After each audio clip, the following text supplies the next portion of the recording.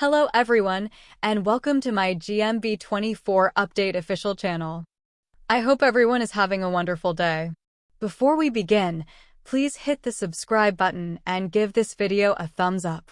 According to accounts, the Prime Minister's attempt to mediate a reconciliation between Volodymyr Zelensky and Donald Trump following their heated argument in the White House was unsuccessful. According to Laura Quensberg of the BBC, while Mr. Zelensky was still in Washington, D.C., Number 10 attempted to get the U.S. and Ukrainian president to patch things up. In a social media post, the journalist, who hosts Sunday with Laura Quensberg, the BBC's Sunday morning political interview show, stated that both sides were apprehensive about Mr. Trump being less enthusiastic. During a tense exchange in the Oval Office, Mr. Trump informed the Ukrainian president that he was gambling with World War III and that he didn't have the cards right now. You're gambling with World War III, and what you're doing is very disrespectful to the country.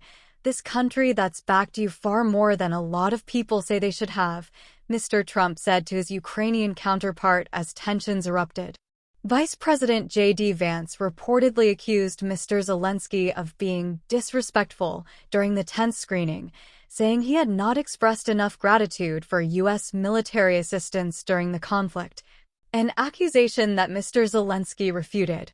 A mining contract was supposed to be signed by the leaders, but Mr. Zelensky was instructed to depart the White House early, leaving the deal unsigned. Mr. Trump said on social media following the meeting that he had decided that Mr. Zelensky is not ready for peace. Following the clash, European leaders backed the Ukrainian, and Sir Keir Starmer is scheduled to hold a gathering of European leaders at Downing Street on Sunday to talk about ending the war. A government source told Quensberg that Sir Keir will make clear to European leaders that he has had enough of those who give beautifully crafted speeches, but then refused to provide additional financial or military support for Ukraine at the conclusion of a meeting. According to the BBC journalist, Downing Street believes that Ukraine cannot be safe in the long run if the United States is not involved in its security. Two of the most powerful leaders in the world were on the verge of a political catastrophe, and the tension in the Oval Office was evident, a tempest of diplomatic sparks sparking in the air. Across the large desk, Donald Trump gazed at Volodymyr Zelensky, his face flushed with rage. Known for his diplomatic charm and sharp humor, the Ukrainian president was clearly frightened. He had not anticipated this meeting. Mr. Zelensky, Trump said in a chilly, scathing tone. With World War III, you're taking a chance. And you're using our money to accomplish it. More than most people should have, we have supported you more than anyone else. You ought to feel thankful. Vice President J.D. Vance, who had been observing the exchange from the outside, interrupted Zelensky as he opened his mouth to reply with a loud voice. Exactly. The very people who have donated billions of dollars to your nation are being treated disrespectfully by you. For what purpose? In order to pull us farther into this mess? You're not using the appropriate cards. Zelensky's gaze grew strained. Mr. Vance, I'm not playing cards.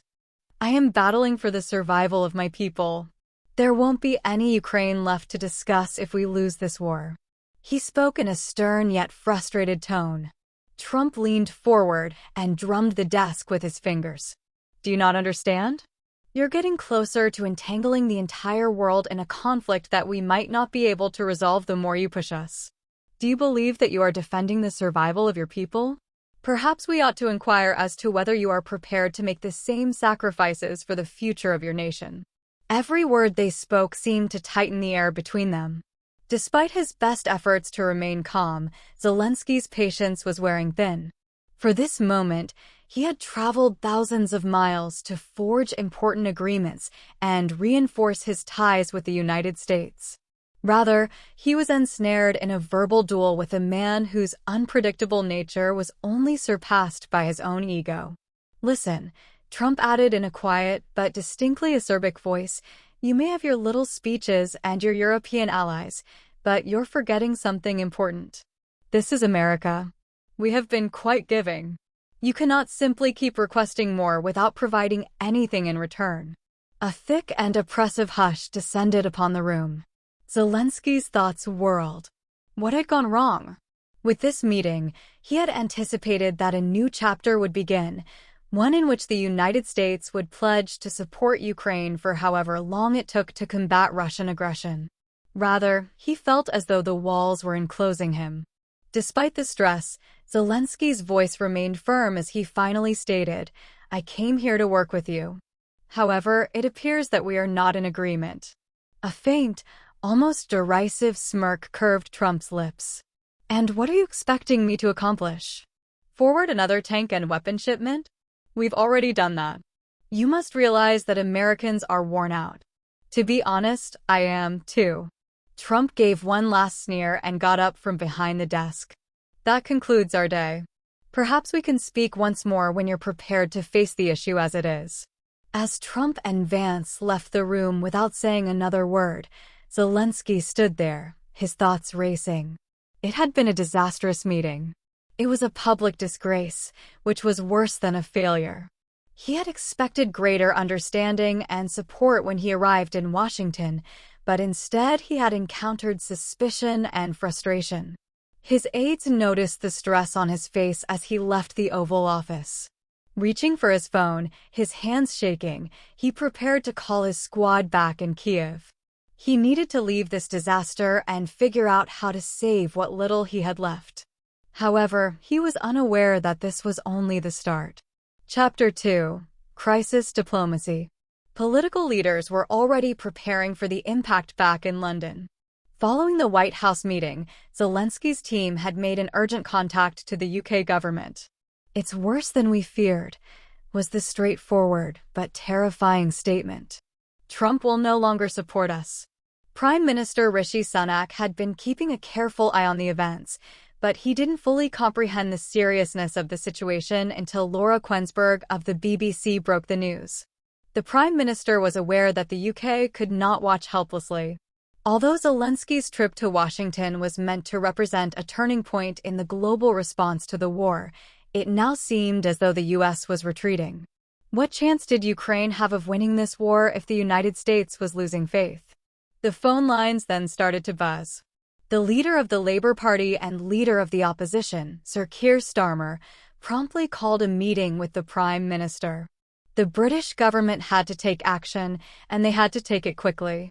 Leaning forward, Sir Keir spoke steadily. "No, but we can prevent Europe from retreating. This weekend, I'll be hosting a summit in Downing Street. We will state unequivocally that the UK supports Ukraine." Thanks for watching if you like this video, so please don't forget to subscribe to my channel and don't miss any updates.